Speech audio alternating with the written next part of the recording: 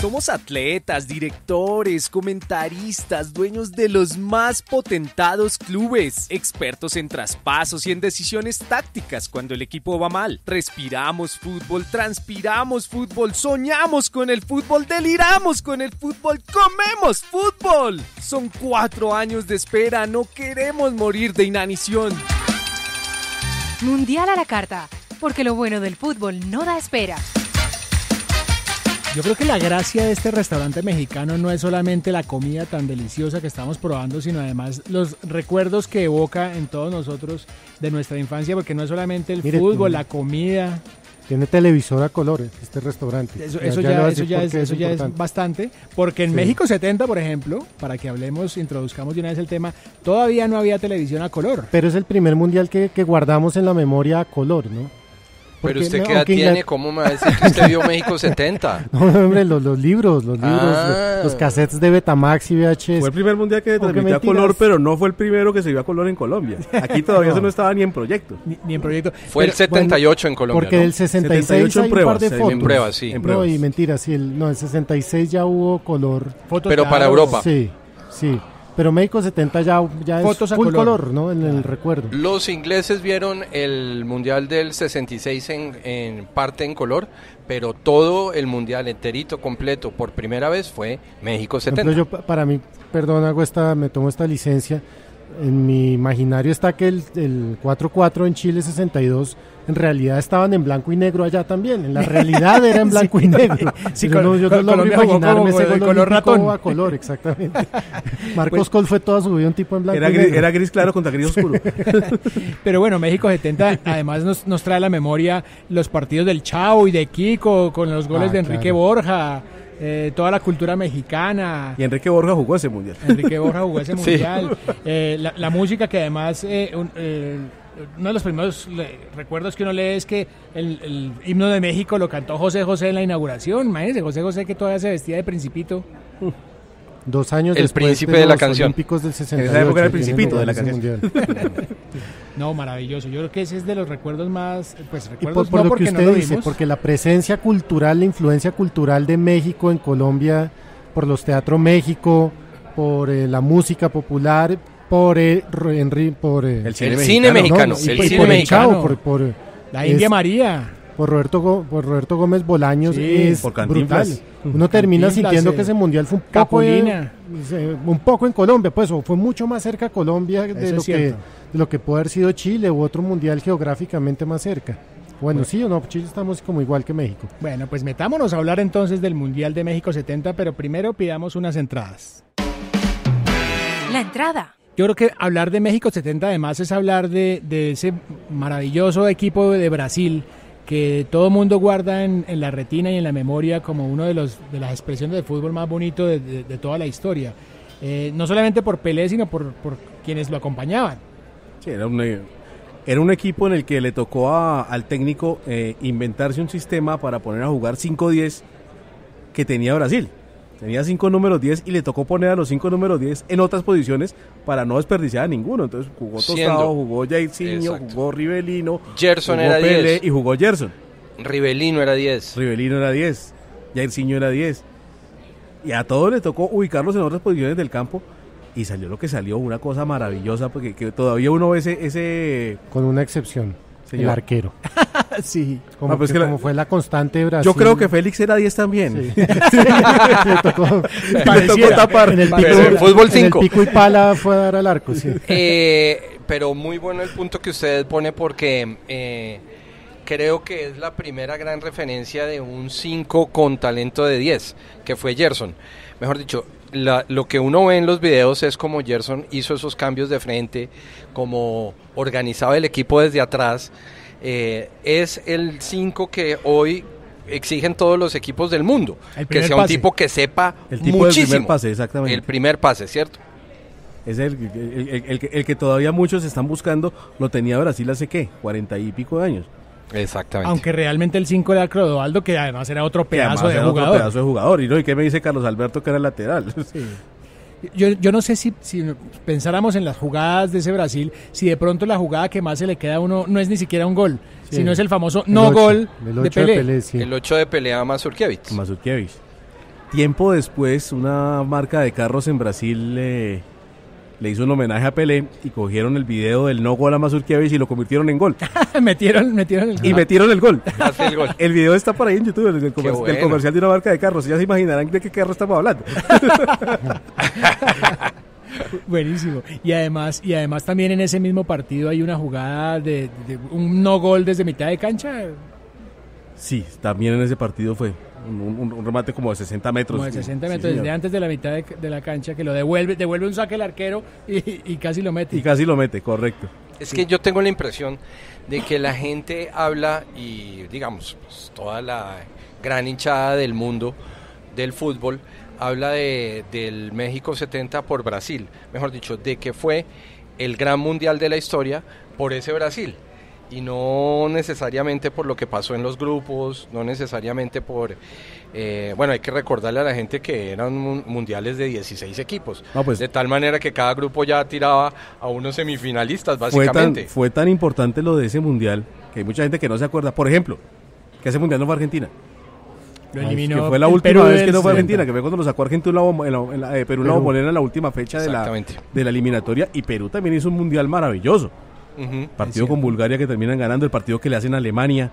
Incluso el que le hacen a Brasil. Incluso el que le hacen a Brasil, porque se encuentran en cuartos de final y Brasil lo saca. Termina ganando Brasil 4-2, un partido maravilloso, un gol de Gallardo también por la izquierda con la ayuda de nuestro amigo Félix, que el 10 del arco. Entonces, cosas que no se acuerda de la gente. El morbo que hubo con dos partidos en ese mundial, uno, el Brasil-Inglaterra de la primera fase. Claro, Inglaterra la revancha. Venía de ser Inglaterra campeón del mundo y le pusieron a Brasil en el mismo grupo, porque Brasil no recuerdo si fue Inglaterra o fue Brasil el cabeza de serie, y le montaron al otro. Entonces, sí, y le pusieron a pelea a un vergajo que se llamaba Styles. Novi Styles. Y lo levantó a patadas mal. Otra de las jugadas y otro de los no goles famosos de ese mundial, la tajada de Gordon Banks al cabezazo. Abajo. Sí. Sensacional. Impresionante. Sí. Y en esa jugada el gol precedido de un codazo infame de Rivelino que se voltea y finalmente la mete Jairzinho. La mete Jairzinho, correcto. Y el codazo de pelea al uruguayo, ¿qué tal? De pelea a Fontes, tal vez, ¿no? Exacto.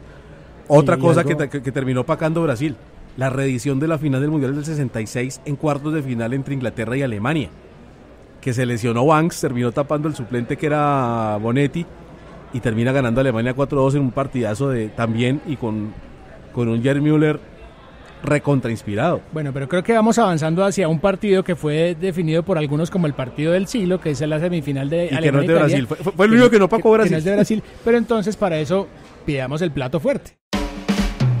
Plato fuerte. Enchiladas. Enchiladas, qué rico. Pero bueno, es paradójico que quizás uno de los partidos más recordados de ese mundial no fue justamente uno protagonizado por Brasil, sino por Alemania e Italia en una semifinal sensacional. 4-3. 4-3 en alargue, además. En alargue. Que lo empató en el último segundo del partido Schnellinger. Con un Franz Beckenbauer lesionado que jugó con el brazo roto. Con el cabestrillo, sí.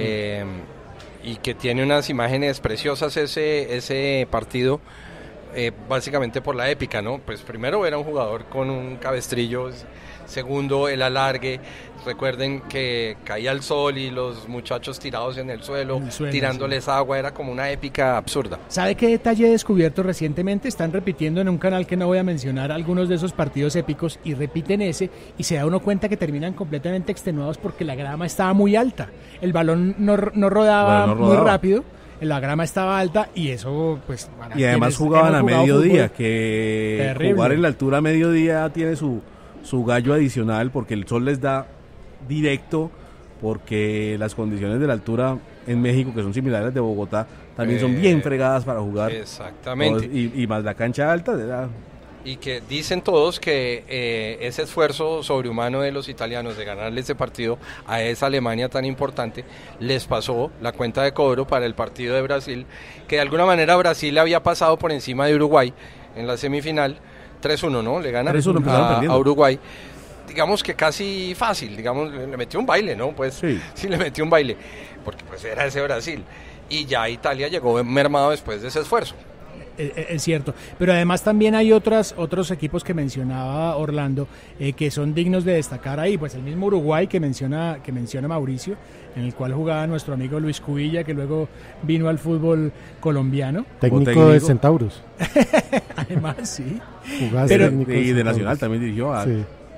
Pero yo creo que hay un capítulo especial que es el de Perú, que también de alguna forma era la representación pues de la zona andina y tenía un señor equipo de fútbol con Teófilo Cubillas. Jugaba Perico León, jugaba Gallardo, jugaba Ramón Mifflin, que jugó aquí. Vino a Santa Fe. Vino a Santa Fe, sí. Pues dicen que jugó como unos minutos y ya se retiró. No. Hay una anécdota excepcional, pues me la echó un amigo, yo no sé si es paja, un amigo santafereño, que leyó en El Tiempo que decía, llega Mifflin a Santa Fe, leyó la nota y en la nota Mifflin decía, vengo a dejar mis restos. Que este personaje fue a verlo y empezando el partido la tocó, le dieron una patada y se retiró y que no volvió. Y digo, en efecto dejó sus restos. En efecto dejó sus restos. No sé si sea verdad, pero el cuento es bueno. Otro equipo que no tenía arquero, ¿no?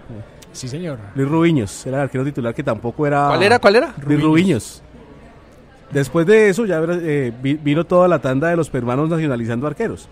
Como que mencionamos en una charla anterior lo de Chupete Quiroga en Argentina de 78, que era nacido en Argentina y tuvo varios arqueros nacionalizados durante mucho tiempo.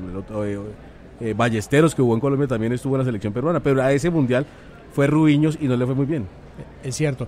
Y había otros equipos sí de menor nivel, estaba... creo que tal vez fue la primera vez que clasificó Israel a un mundial. La única. Marruecos. Jugaba Marruecos. Fue la primera que fue Marruecos.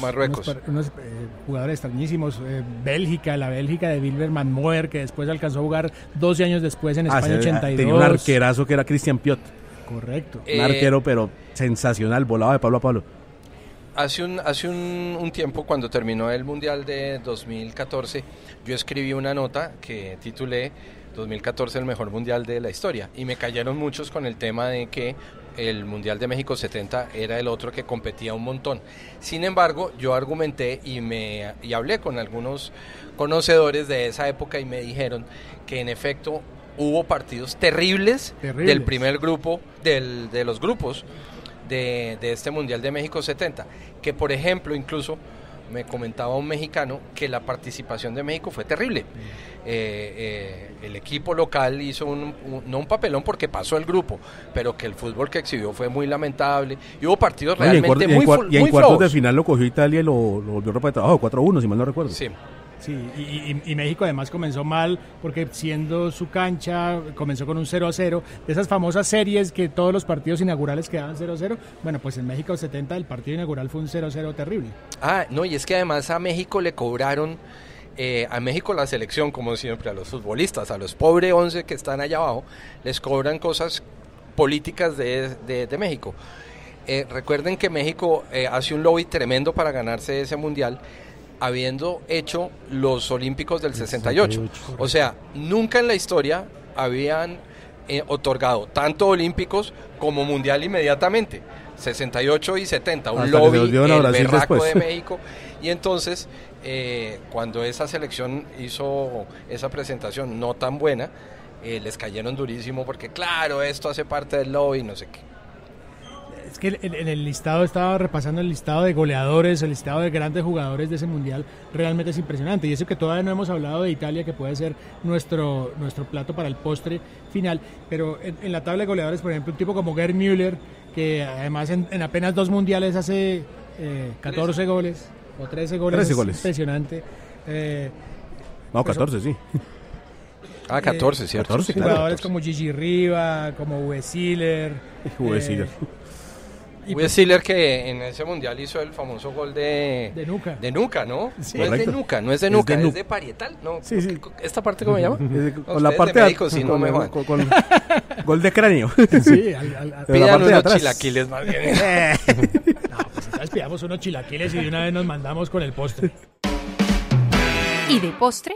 Y el postre podríamos estar hablando de la final, una de las finales más recordadas de la historia, porque pues por un lado llega Italia, que había hecho varias epopeyas, incluyendo ese 4-3 que acabamos de mencionar con Alemania, que había eliminado al equipo local, pero pues le tocó con esa máquina de fútbol que era Brasil. Sin embargo, en un momento determinado del primer tiempo entiendo que termina 1-1, o sea, no fue tampoco tan fácil. Termina 1-1 además con un error de la defensa brasileña saliendo terrible, pierde una pelota saliendo de su área, y lo empata Boninseña después de que había hecho el famoso gol de cabeza de Pelé con el que se abrió esa final, y lo estaban complicando. Ya después en el segundo tiempo yo creo que también el esfuerzo de la semifinal, el clima y el fútbol de Brasil también, todo hay que decirlo, pues le termina pasando por encima en la final. ¿Ese gol de Pelé de cabeza? El gol de Pelé de cabeza. El sostenido de Edson Arantes. Y el gol de Gerson. Me dice. Sí. Golazo de media distancia. El gol de media distancia de Gerson. Y el gol de Jersiño. Y así sea lo obvio, pues hay que decirlo. Tercer título mundial de una selección Brasil, en las 3 con Pelé. 58 protagonistas, 62 lesionados. Pero aquí ya es otro título mundial y bueno, la consagración definitiva de Pelé con unas credenciales que hasta hoy no hemos vuelto a ver. Sí, unos argumentos un poquito serios, 3 títulos 3 mundiales. copas mundiales. ¿Quién lo ha hecho? Rey. Hey. Y además que está en juego la primera Copa del Mundo que existió, que fue la Gilles Rimet, que se estaba previsto que se la ganara el que primero completara 3 copas. Luego en la final o Italia o Brasil se iban a llevar ese trofeo para su casa. Y se lo terminó llevando Brasil. Y se lo robaron. Y varios años después se lo terminaron robando, se fue en el año 83. Se robaron el trofeo y lo fundieron. Hasta ahí llegó el trofeo Jules Rimet, el original mundial. Son muchos los recuerdos que nos dejó ese mundial. A nosotros, nuestra generación realmente lo supo fue por libros y por revistas y después viendo los videos, pero todavía sigue teniendo una gran carga afectiva y emocional. Sí, y quería recordar que también para esas eliminatorias sucede la famosa guerra entre Honduras y Salvador, fue para ese Mundial del 70.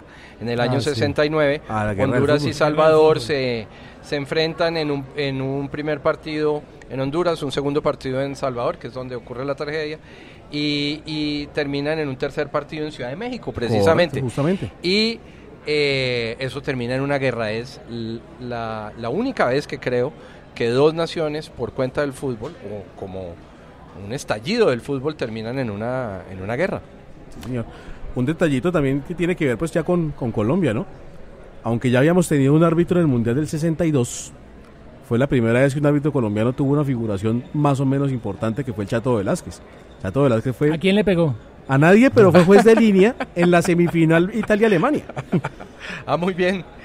Y Orlando, Colombia en ese mundial, ¿quién lo saca en las eliminatorias? Un tal Brasil. Ok. Ese Brasil, ¿no? Ese Brasil. Le gana aquí en Bogotá 2-0, 2 goles de Tostado, y en Brasil se comen 6.